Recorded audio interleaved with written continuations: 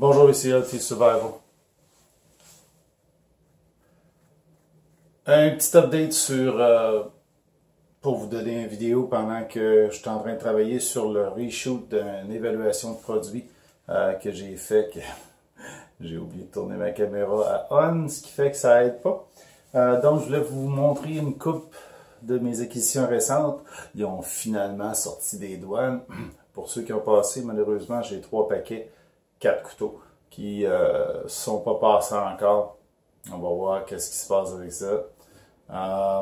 Il y a quelques autres paquets qui s'en viennent en espérant qu'ils finissent par arriver. Donc, je voulais juste vous montrer un petit peu les nouveaux produits que j'ai acquis. Un nouveau Apple Pin. Celui-ci fonctionne bien avec le smartphone. Celui-là va fonctionner avec le smartphone, puis il va fonctionner avec ma caméra numérique, ma caméra vidéo. Ce qui fait que celui-là est amplifié pour les caméras vidéo et pas amplifié pour les smartphones comme celui-ci. Donc, une nouvelle acquisition. Le câble a 20 pieds. Je vais pouvoir travailler dans un environnement un petit peu plus bruyant. Peut-être à l'extérieur aussi, que je ne voudrais pas utiliser mon boom mic sur ma caméra. Plusieurs couteaux ont fini par passer. Yeah. Dont le nouveau Ganzo Cleaver. Okay. C'est la forme de la lame est particulière. Il est relativement smooth. Okay. Celui-ci en tout cas. Coupant à souhait. Toujours en 440. Oui.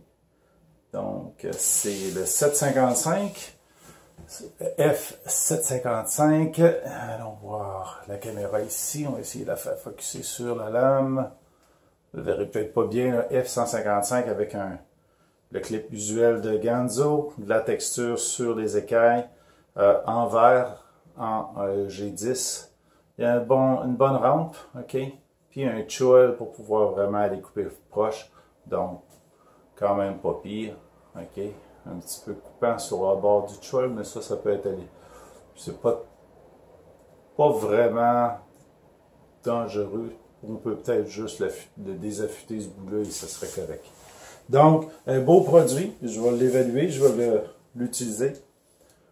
Ce sera peut-être mon couteau de cuisine de campagne pour couper les choses.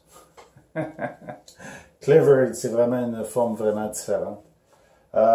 Celui-ci, c'est le F756 en fibre de carbone. Une beauté avec en noir, avec vraiment un drop point, mais comme reverse tento. Il y a un petit... Ouais, on dirait qu'il y a un petit recurve ici, avec une pointe. Manche de fibre de carbone aussi. Celui-là de manche de fibre de carbone, pas aussi. Et je ne l'ai pas encore joué avec, il n'est pas vraiment cassé, là, donc pas vraiment prêt. Celui-là, c'est un tout petit. Ouais, mon premier en S35VN, en tout cas, si c'est le vrai métal de chez Fura, au prix qu'on l'a payé, au prix qu'on le paye, parce que petit de même coûte quasiment cher que les autres, même quasiment autant. C'est un couteau à friction, donc il n'a pas de barrure. Ok, il y a comme un flipper, mais inversé ici. C'est comme spécial. Ok, un petit cleaver encore, un hooves foot là. Des écailles en titane. Pour ça, puis S35VN, c'est pour ça le prix là, de ce type de couteau là. Enlan, le M025 si je ne me trompe pas. Non, c'est le L051. Le M025, c'est lui qui est resté à la frontière. En bois. Dans un bois pâle, rosewood probablement. La lame est en 8CR13. Ok, quelque chose d'ordinaire, un full flat grind. Juste parce que j'en avais pas vraiment beaucoup en bois. Ok. Quand même smooth. Un grand clip tip down seulement. Il n'y a pas de renversable. Donc, un autre. Y-Start. J'aime beaucoup Y-Start.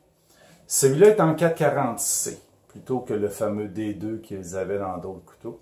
Ok, on voit la marque ici. Y-Start. Ouais, je suis dans le bon bord au moins. Ah ben, c'est vrai, la caméra voit l'envers. Shape intéressante. Flipper. Smooth. Sur bearing. OK. Un clip ordinaire. OK. Un peu d'allègement en dedans. Les écailles sont vraiment rugueuses. Par exemple, ça va être, comme ils disent, rip your pants, rugueux. OK. J'en ai un autre de chez Wistar. Un autre tout petit. Je vois pourquoi de ce temps-ci, j'ai acheté des tout petits couteaux. Très petits. OK. Frame lock. Un côté G10, un côté frame lock. Je pense que c'est de l'oxyde de titane aussi. C'est du titane aussi. Avec un déploiement par friction ici.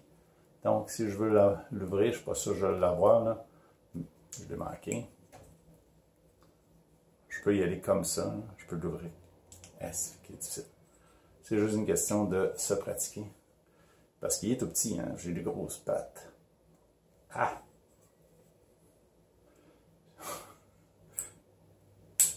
OK. Donc, vraiment intéressant comme petit couteau. La shape est le fun. C'est du Wistar. Je me souviens plus du métal. C'est soit du D2, soit du 8CR13 ou du 440. Là. Frame lock avec un côté titane. Une petite étui pour le mettre dedans. Si on veut le porter en pendu à notre ceinture. OK, là j'ai le clip, là, mais sans clip, il rentre très bien. OK. Ensuite, je me suis commandé une ceinture de type tactique. Ici, on voit, là. Je ne sais pas quel bord qui vont. Là. Je vais regarder les écritures. Ah, il irait comme ça. Donc, c'est des ceintures où on presse. Celle-là, c'est celle de plus haute qualité. OK? Elle est vraiment mieux faite que l'autre que j'ai. En fait, je l'ai en deux couleurs. J'ai commandé en noir que je porte ici présentement. OK? Et en brun ici. Donc, vous voyez la différence de boucle. Ici, c'est une pièce qui est rajoutée pour le passe-ceinture.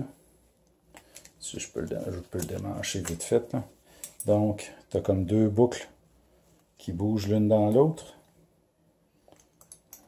On les voit bouger, okay, qui permet de barrer notre ceinture, ce qui est très fort, qui est très intéressant. Tandis que celle-là, c'est la copie où on a juste une petite. OK, celle-là dit 24 kN de force d'étirement, puis 12 kN sur la boucle. OK, l'autre, c'est une copie. Fait que il n'y a pas de kilonewton pantoute. Mais ça fait une ceinture qui est légère, plus durable que ma cuir qui est en train de se briser. Mais je voulais vraiment essayer celle-là qui était un peu plus chère. Comme ceux-là, ils viennent sur Gearbest en spécial autour de 8 $, celle-là autour de 15 $ en spécial, sinon ils sont 30 $. Fait que j'ai sauté dessus à 15 ou à 12 que j'ai payé. Donc, il faut checker les ventes. Il me reste à l'essayer de la cheap. Il faut faire attention aux rivets, mais quand les rivets sont corrects, ils tiennent bien. Deux derniers couteaux que j'ai reçus récemment. Ça, c'est mon cadeau de Noël. J'ai acheté le Reich 831 SF. Vraiment un superbe couteau, okay, de la compagnie Reich. Eve's Foot, okay, qui drop vraiment là, avec un petit peu de belly. Il est très mince. Très très mince. Un couteau usuel, si je prends mon Wistar, là. OK. OK, vraiment, là, quasiment la moitié de l'épaisseur normale d'un couteau. Il déploie quand même bien, malgré que, aussitôt que tu as les doigts sur la barre. Ah! Pourquoi il ne veut pas? Le thumb stud est comme très petit. On le voit, là, il est vraiment pas apparent beaucoup, là, très petit. Puis quand on le met dans le frame, il dépasse pas d'énorme. Fait que, il est difficile à venir chercher.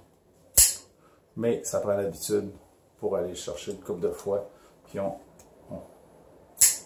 réussit à se coincer le doigt. On a mal, par exemple, au doigt après. Là. Mais, superbe couteau. Ils sont tranchants en souhait. Et puis, dernier couteau. Et après ça, on va terminer la vidéo parce qu'il va être long en masse. Ça fait 10 minutes déjà. Le Hussard de Reich. Encore. Donc, une superbe pièce, le P121B pour Black. Donc, vraiment, un pocket clip qui est deep carry. Et les liners sont allégés aussi. Donc, superbe. Voilà, c'est tout ce que je voulais vous montrer, vous dire que j'étais pas mort, que oui, j'avais recommencé mon vidéo l'autre jour. Et je suis venu pour processer celui de l'évaluation et je me suis rendu compte que j'avais oublié de filmer une partie du vidéo, ce qui fait que j'ai re-shooté ce soir. Puis, ce qui est une semaine plus tard que je voulais. Exercice aventurier avec mes cadets, ça a été superbe. Couché dans un tombeau, très chaud, très difficile d'embarquer dedans, par exemple. Ma grosseur, puis la grosseur, je l'avais faite, hein, un petit peu plus difficile, mais chaud une fois dedans. J'espère que vous avez aimé ce petit vidéo court. Donnez le thumbs up, partagez, souscrivez et abonnez-vous. On vous revoit dans le prochain vidéo.